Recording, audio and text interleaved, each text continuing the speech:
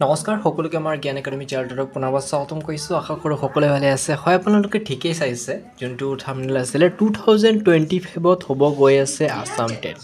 এতিয়া অসম চৰকাৰে এটা প্ৰতিশ্ৰুতি দিছিলে যে 5 বছৰ পিছত আপোনাৰ টেট অনুষ্ঠিত কৰা হ'ব আৰু অসম টেট অনুষ্ঠিত কৰা হ'ব। এতিয়া চাওক বন্ধুসকল, গম পাই চাগে চি টেটৰ ক্ষেত্ৰত বহুত বেছি কেণ্ডিডেট আছিলে যিসকল চি টেটৰ ক্ষেত্ৰত বহুত বেছি প্ৰব্লেম ফেচ কৰিছিলে।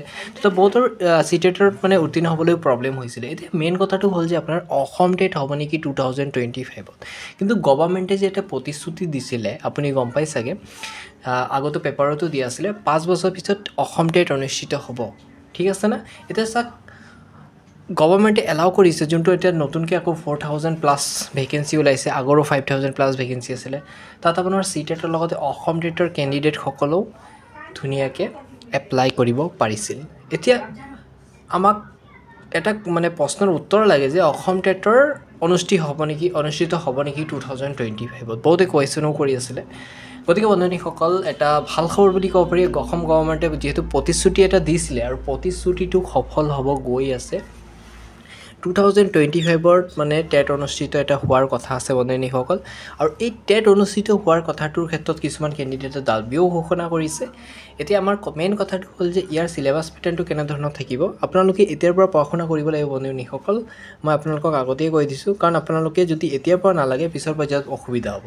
যদি এতিয়াৰ পৰা লাগি যায় চিলেবাছ পেটাৰ্ণটো ফ'ল' কৰি কমপ্লিট কৰিবলৈ চেষ্টা কৰে, তেন্তে আপোনালোকে চি টেটৰো হেল্প হ'ব, লগতে অসম টেট পাছ কৰাৰ ক্ষেত্ৰতো হেল্প হ'ব। আৰু গম পাই চাগে চি টেটতকৈ অসম টেটটো ইজি হয়।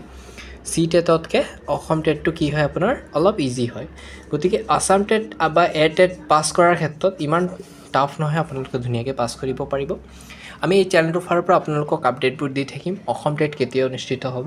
গতিকে আমাৰ গ্ৰুপৰ কেইজনমান মেম্বাৰ আছে, তেওঁলোকে এটা ডাটা কালেকশ্যন কৰিব আৰু অতি শীঘ্ৰে মোক জনাম বুলি কৈছে।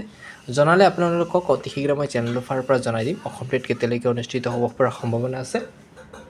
আৰু এই সম্ভাৱনাটো কেতিয়ালৈকে ছাকচেছফুল হয় আপোনালোকক মই ইনফৰ্ম কৰি দিম। গতিকে বন্ধুসকল, তাৰ আগতে কৈ দিব বিচাৰিছোঁ, যোনটো আগত আপোনাৰ 5000+ ভেকেঞ্চি আছিলে এল পি আৰু ইউ পিৰ ক্ষেত্ৰত, আৰু এইটোৰ মেৰিট লিষ্ট আপোনাৰ ফেব্ৰুৱাৰী লাষ্টত প্ৰকাশ পাব গৈ আছে, আৰু নহ'লে মাৰ্চৰ ফাৰ্ষ্ট উইকত। আৰু অতি শীঘ্ৰে এইটো প্ৰকাশ পোৱাৰ পিছতহে আপোনাৰ যোনটো 4000+ ভেকেঞ্চি আছে এইটোৰ ক্ষেত্ৰত ডিচিশ্যন লোৱা হ'ব। এতিয়া দাবী উত্থাপন কৰিছে যিসকল আগৰ কেণ্ডিডেট এল পি ইউ পিত আছিলে, তেওঁলোকে 5000 পষ্টটো নোহোৱাকৈ পুনৰ কিয় পষ্ট গভৰ্ণমেণ্টে দিছে বুলি। এতিয়া চাওক, সেইকাৰণে গভৰ্ণমেণ্টে এটা ডিচিশ্যন লৈছে যে 5000+ ভেকেঞ্চি যোনটো পষ্ট আছিলে তেওঁলোকৰ ফাৰ্ষ্টত মানে কি হ'ব, নিযুক্তিটো দি ল'ব, মেৰিট লিষ্টটো ওলাই ল'ব, তাৰপিছতহে আপোনাৰ এই ভেকেণ্টৰ ক্ষেত্ৰত প্ৰচেছবোৰ কাম আৰম্ভ কৰিব। এতিয়া মেইন কথাটো হ'ল যে কাট অফ ৰেংক কেনেকুৱা হ'ব। কাট অফ ৰেংকৰ ক্ষেত্ৰত মই এটা ভিডিঅ' আপোনালোকক দিম, আৰু এইটো আপোনালোকৰ নেক্সট ভিডিঅ'ত পাই যাব। আপোনালোকে আমাৰ চেনেলটো ছাবস্ক্ৰাইব কৰক, 100% আপডেটবোৰ দেখি থাকিম। লগতে কাট অফ ৰেংকৰ লগতে মেৰিট লিষ্টৰ এটা সৰুকৈ আপডেট দিম, কেনেধৰণৰ আপোনালোকৰ ডিষ্ট্ৰিক্টত পোৱা চান্স আছে। ধুনীয়াকৈ এটা ডাটা কালেকশ্যন কৰি আছোঁ। কালেকশ্যন সম্পূৰ্ণ হ'লে আপোনালোককে এটা মই ভিডিঅ' প্ৰদান কৰি দিম। ঠিক আছে, ইমানে সময় আহিছোঁ, নেক্সট ভিডিঅ'ত বাকী আপডেটবোৰ দি দিম। ধন্যবাদ। ছাবস্ক্ৰাইব কৰি ৰাখক যাতে আপডেটবোৰ পাই থাকিব। ঠিক আছে, ধন্যবাদ।